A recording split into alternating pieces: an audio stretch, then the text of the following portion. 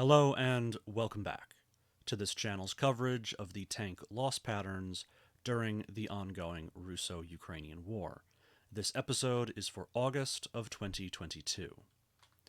Starting, as always, with the Ukrainian losses according to Lost Armor.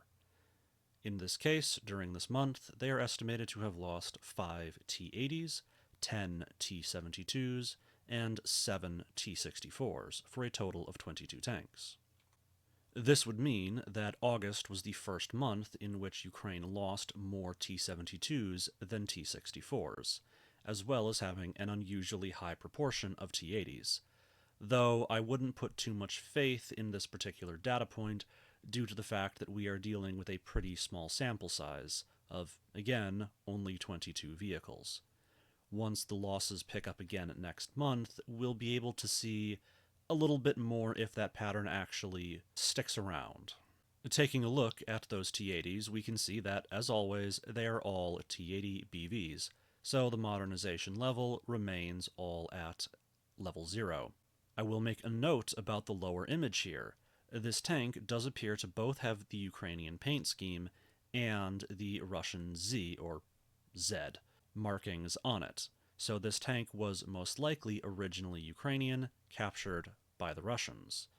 This is something that does show up a little bit in the lost databases where tanks can have, shall we say, mixed ownership, and that does make identifying, for example, who was operating it at the time a little bit more complicated, and this does cause me to have to simply trust my sources that they are correct as to who was using it at the time of its loss.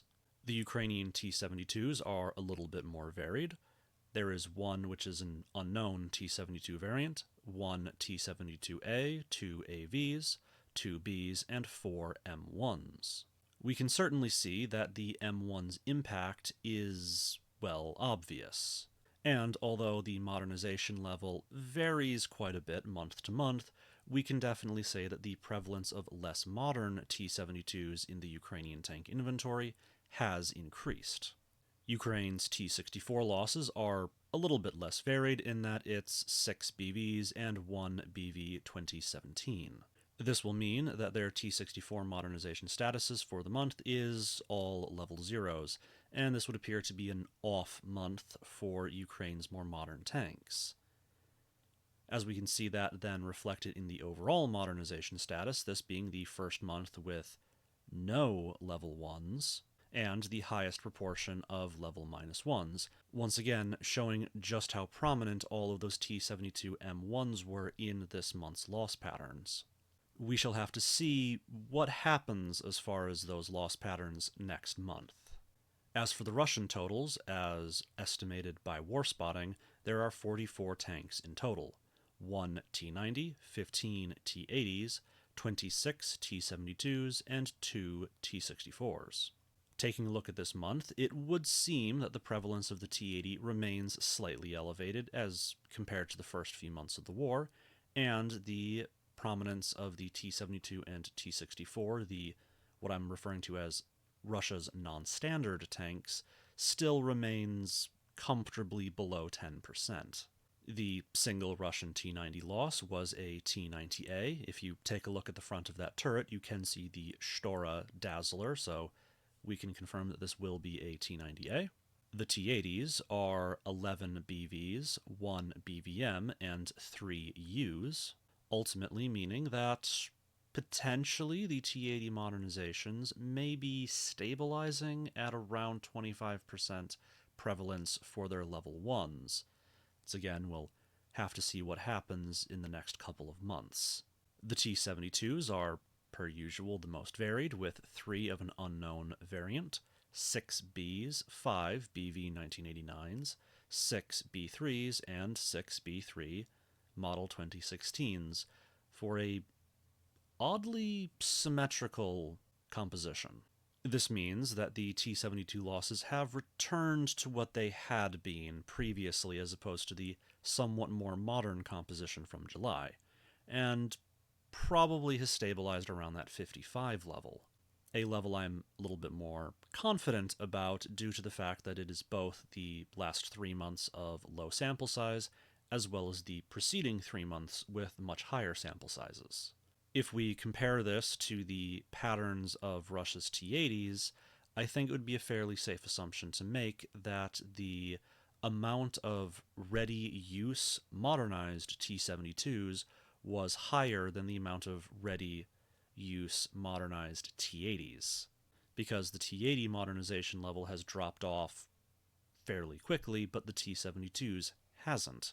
So they've been able to replace losses with like modernized tanks. And the two T-64s, well, both are BVs. And we actually have another example from this month of a tank with mixed signals, in that it has both a Ukrainian color pattern and the Russian Z painted on it. And so, once again, having to trust that the source is correct, or at least has done their due diligence. So Russia's overall modernization status is we see the first month without any level -1s. And we do see that probably that modernization decline has stabilized. But remember, sample size. I do look forward to our future months in which I won't have to harp on inadequate data sizes so much. So, in summary for this month, we can definitely say that the donated tanks have reached the front lines, and in significant numbers, this demonstrating the impact that this kind of foreign aid can have, at least quantitatively.